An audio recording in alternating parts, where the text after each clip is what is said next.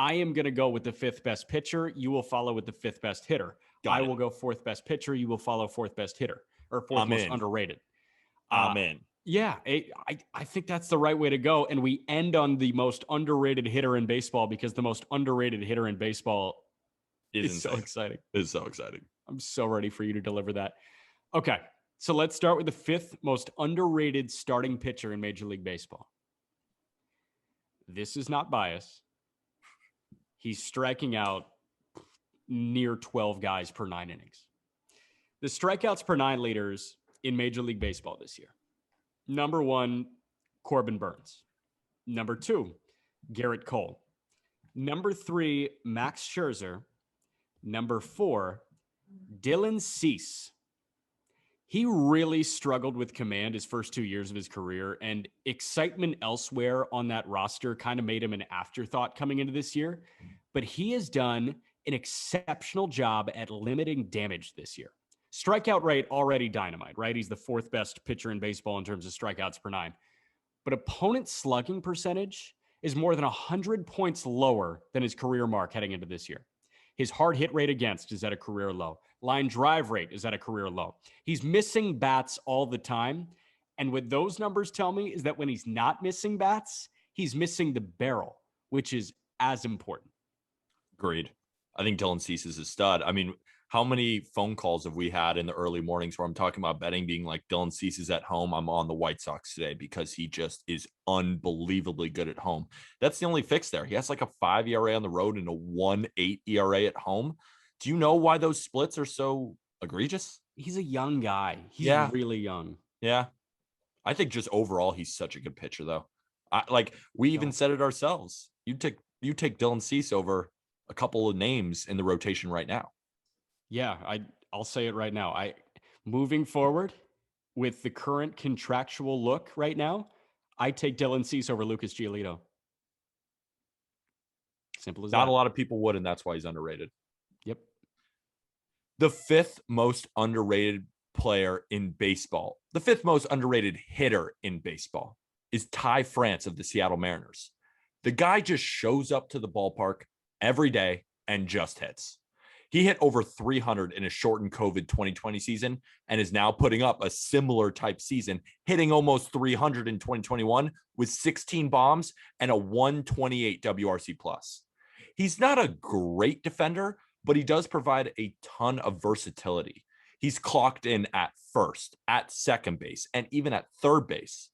Another reason why I love Ty France is he barely strikes out. He's striking out less than, listen to this, Vladimir Guerrero Jr., Trey Turner, Xander Bogaerts, Ozzie Albies. I could go on. He's a very good hitter and just a really solid all-around player. He's sitting with a 3.0 WAR right now, which is higher than Joey Votto, higher than Jose Abreu, Michael Brantley, Yuli Gurriel. I could go on there too. Dude. He just hits. He just hits and he doesn't strike out. Yeah, and that's so key. He's just a really good contact hitter, versatile defender, just like a really, really solid player who I think will be an all-star one day. Dude, like how fun is it to watch guys that don't strike out? Love it. I wish Ty France was on the Yankees. 4th most underrated starting pitcher in baseball is Frankie Montas. Dude throws gas. He could go an entire start throwing maybe fewer than 5 pitches, slower than 90 miles an hour. A fastball sitting 96, 97 that he throws for strikes north of 70% of the time is something he easily works off of for the majority of his starts. He's only allowed more than 3 runs in a start once since the last week of May. So This guy is figuring it out. He is consistently really good. And if the Oakland A's sneak their way into the AL wildcard game and Chris Bassett is not back, prayers up for Chris Bassett. That looked very painful, and I'm glad to see that he's okay. Frankie Montas could be starting that wildcard game, and I don't think anybody's going to bat an eye because he throws gas, and he's got a hard slider to accompany it. That's the thing. It's the 98 at your letters, and then it's the slider low and away. Tunneling the shit out of people with a really hard fastball and a really good breaking ball works. And Frankie's got it. And it's just hard to hit. No matter who you are, it's just hard to hit. I mean, I just watched him pitch against the Yankees a couple games ago. He looked electric. He's fantastic. It's just hard to hit against one of the hottest lineups in baseball. Shut him down. And also in MLB The Show, electric pitch mix. I dominate with Frankie Montas. No doubt. Interesting. He's electric. The fourth most underrated hitter in baseball is a freight train from hell. His name is Tyler O'Neill, and he plays for the St. Louis Cardinals. He's a freight train, emphasis on strength and speed. I mean, go look at his Baseball Savant page. It looks like it's bleeding with all the red. He's good at everything. He hits the ball harder than most. He's in the 97th percentile on hard hit and average exit velocity, giving him 21 home runs. He's one of the fastest players, ranking in the 98th percentile in sprint speed, give him 10 stolen bases. He's an above average defender, being in the 75th percentile and outs above average. He makes solid contact. He's hitting for a 270 batting average. He gets on base. He slugs. I'm trying to figure out what he doesn't do. He strikes out a lot. Yeah, that's one thing. Yeah, and he doesn't walk a lot. But he gets on base, though. He's got like a 350 on base. Yeah. I don't know. I say he strikes out a lot, but I also work back and say I love Tyler O'Neill because like he does strike out a lot, but so do a lot of guys. And if the strikeout thing is the only thing in a league where strikeouts are becoming, more and more regular, I'm willing to discount it if he can do literally everything else. And that's the difference between a lot of these guys. It's like some of these guys like Javier Baez, if you're striking out a bunch, you better be an amazing hitter or at least like doing something else on the side. How about be a fantastic defender? But Tyler O'Neill is a muscle rat. Getting back to Tyler O'Neill and getting back to positives. I love just looking at Tyler O'Neill and like just seeing the forearms. It's hilarious. Looks like a bowling ball. It is a bowling ball. Third most underrated pitcher in Major League Baseball, Tyler Mahle of the Cincinnati Reds. 3 pitches: fastball, slider, splitter. Fastball up and away, slider bottom half of the zone, splitter even lower and inside to right-handed bats. He is hard, harder, hardest.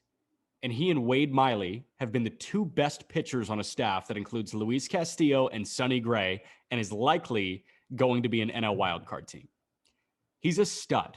And if you find Tyler Mahle shoving in the NLDS in 5 weeks, don't be taken aback by it. Yeah. He's 26 years old, and he's a future all-star. Especially if he's at home. Another guy with crazy home road splits. Tyler Mahle at home is it on the road? It's one of them. I don't know. I mean, Great American Ballpark is an incredibly hard place to pitch, but I think you mentioned that his home splits are really interesting. I'll look it up for you right now as you ooh and ah over Tyler Mahle. I've just bet on the man a ton. I like everything about him. He's got a good fastball. He's got good off speed. He commands the ball well. He has good presence on the mound. He tunnels well. I just really like him. Everything about him. He just seems like kind of one of those guys who's going to hang around for a while, always have an ERA below 4, make a couple all-star games, just be a really good pitcher for a really long time. And we got to give him some love before he gets big. 6 ERA at Great American Ballpark, 1.9 ERA away from Great American Ballpark. That's what I was going to say. It's hard pitching in Great American Ballpark, but you can't have a 6 ERA. But the fact that he has a 1.9 ERA shows you something. No, I mean, that place is a cemetery for pitchers. That and Coors Field are cemeteries for pitchers. And apparently for Willy Adames, Tropicana Field was a cemetery for him at home. So it's like the Willy Adames split. The third most underrated hitter in baseball plays for the Houston Astros. His name is Kyle Tucker. This guy has always been good. He was a top prospect, and ever since he entered the league, he's been an above average hitter with tons of potential. He makes this list because we feel like he just gets buried among the stars in Houston, like Bregman, Altuve, Jordan, Brantley, Gurriel. I could go on. He's settled into his 3rd big league season, and he's showing why he was so highly coveted. He's hitting 280 with 22 bombs, 11 steals, and a 134 WRC plus. That's all-star level caliber, and he's just getting started.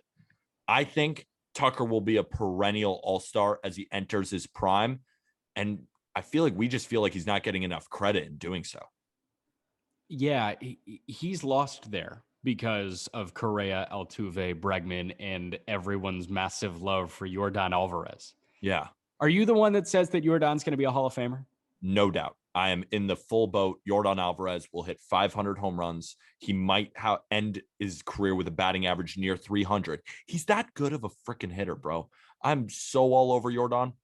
I think he's like a left-handed Mike Stanton. That's a lot of strikeouts. I think he's But a left-handed Miguel Cabrera. Yeah, or something. That's a way better comparison. But the thing is, when Giancarlo was rolling in Miami, oh yeah, no, I mean, like, that's why I was saying like a Mike Stanton. Oh, Mike, yeah, okay, yeah. Fair.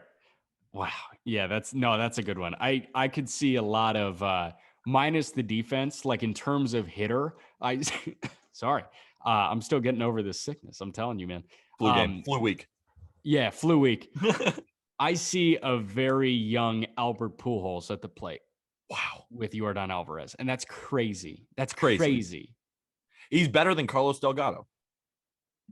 Yeah, shit. That's kind of my comp. Similar lefty swing. I think he's going to hit more. And Carlos Delgado, fringe Hall of Famer. I think he's going to be better than him. Yeah. All right. Second most underrated pitcher in Major League Baseball. Colby Olson called Logan Webb number 1 in terms of MLB's most underrated pitcher 2 weeks ago. I'm going to say he's number 2, and you'll understand when I say number 1. The first point that Colby brought up was tailoring his arsenal to his strength. The fastball and the sinker is the best indicator of that. In 2020, Logan Webb was throwing a fastball 34% of the time and a sinker 15% of the time. He had a 5.47 ERA. 34% fastball, 15% sinker, 5.47 ERA. This year, 11% fastball, 36% sinker, so more than reversed, and a 2.65 ERA. That's science, and it works. That's why I love baseball. Sometimes it's just a tweak, and you can unlock something similar to Kevin Gausman, up that splitter usage. I mean, he's been struggling lately, but it's just those little tweaks. You get it done, you can turn into a completely different player, because all these guys, I mean, you make the major leagues, you have insane talent. And sometimes you just need to get with the right coach and have them unlock it. I bet there are a ton of players around the league right now who could be perennial all-stars that no one really talks about because they haven't been unlocked yet by a good pitching coach or a good hitting coach. They just haven't. They haven't had the opportunity. And a lot of guys go through whole careers without that happening, and then maybe have a couple good seasons where they were able to, and then end up, And even the elite of the elite, they can become best player of all time caliber if they are properly unlocked. Right. Jacob deGrom had the best start to a season in starting pitcher history because he said, damn, I throw my fastball at 102 miles an hour. I'm going to up the shit out of that fastball usage. And he did. Talk about unlocking. He was a shortstop in college. Mm-hmm. The second most underrated hitter in baseball rakes. His name is Darren Ruff of the San Francisco Giants. Ruff had a rough go of it with the Phillies early in his career before making the jump to the KBO, where he became one of the best hitters in the entire KBO. He transitioned back to Major League Baseball in 2020 and put up a 140 WRC plus in 40 games. Nobody thought he would actually improve on that to become one of the best hitters in the league this season. Yes, best hitters in the league this season. If he played just 3 more games this year, he would qualify for the leaderboards, and he would be 5th in all of baseball in WRC plus, ahead of Jesse Winker, right below Fernando Tatis Jr. And he'd be 3rd in on-base percentage, ahead of Bryce Harper, and right below Joey Gallo. He is a massive reason why the Giants sit atop first place right now and have the best record in all of baseball. Yeah, like, yes. Just like, and I looked at his stats. I mean, he had a rough go of it with Philly. I get it. I said rough again, and it's now in my head. He had a rough go of it in Philly, but it wasn't terrible.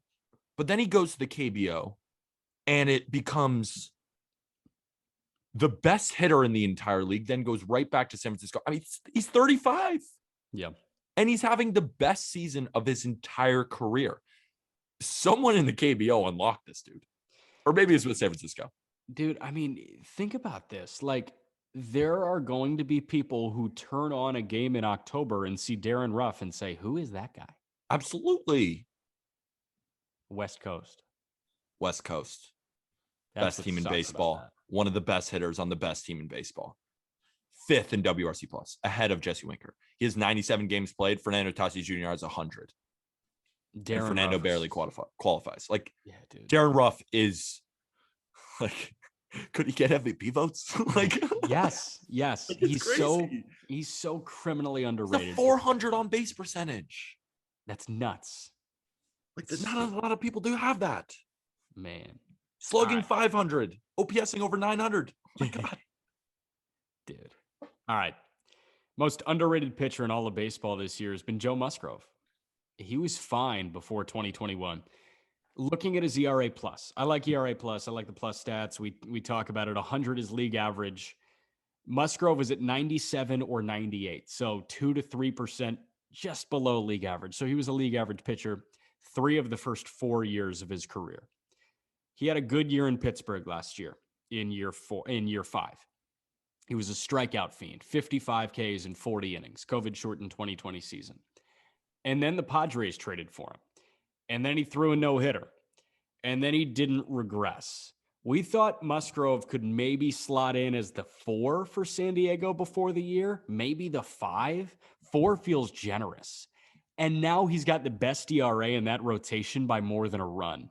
And the stuff always had that potential. He's got a legit 4-pitch mix, and his 2 most often used pitches are a slider and a curveball. The slider's outstanding. The curveball's better. Slider has a 156 batting average against. Curveball, opponents are hitting 079 against it.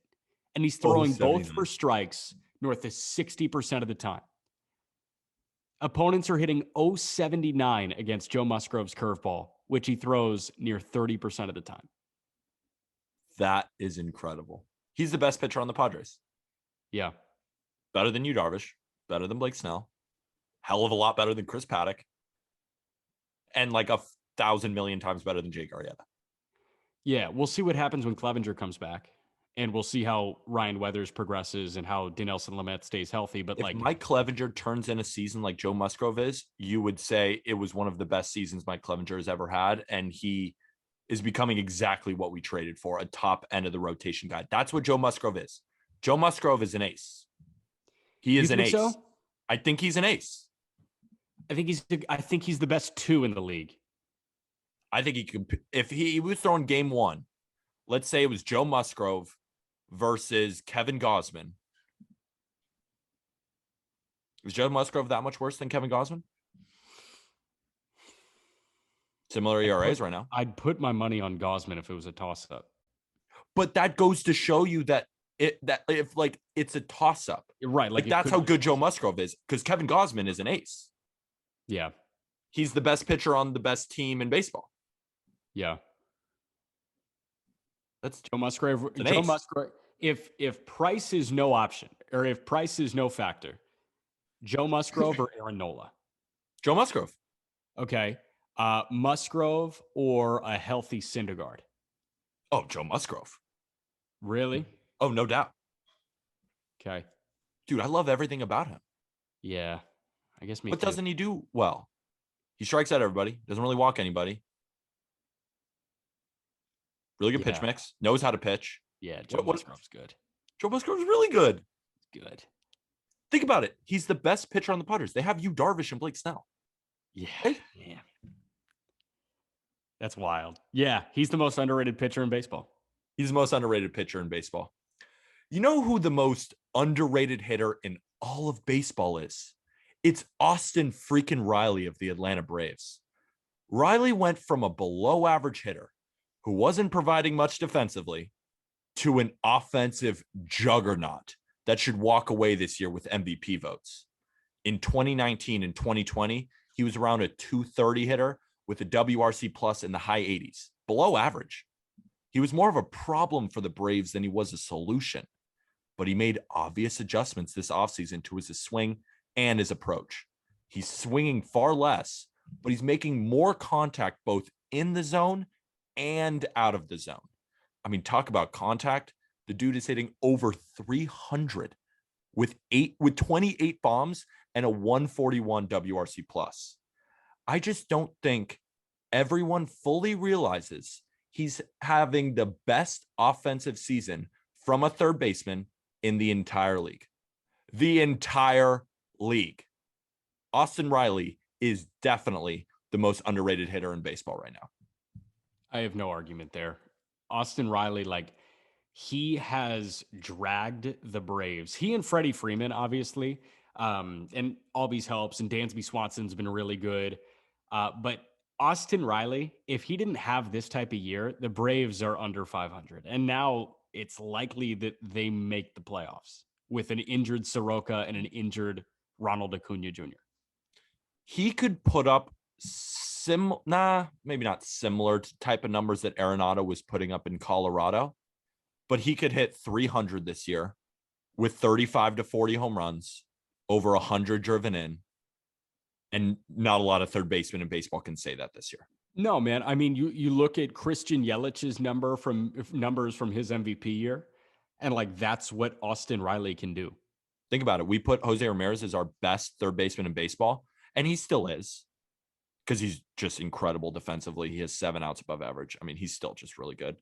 But Austin Riley is having a better offensive season than him, better than Rafael Devers. Like everybody. Yeah. He has having the single best offensive season from a third baseman. Dude. One of the most premium hitting positions in baseball. Also a stacked position. And think about this. He wasn't even in our honorable mentions when we recorded in late May. Because we had no idea. This was one that we might have missed on, because truthfully, I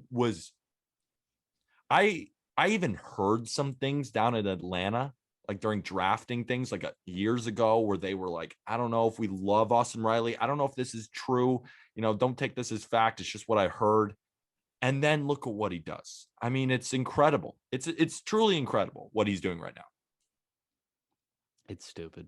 It's stupid. I have no argument there. And this was a very fun list to put together, and it was a fun list to deliver, man. So you know what's going to be fun though? Top 10 overrated next week.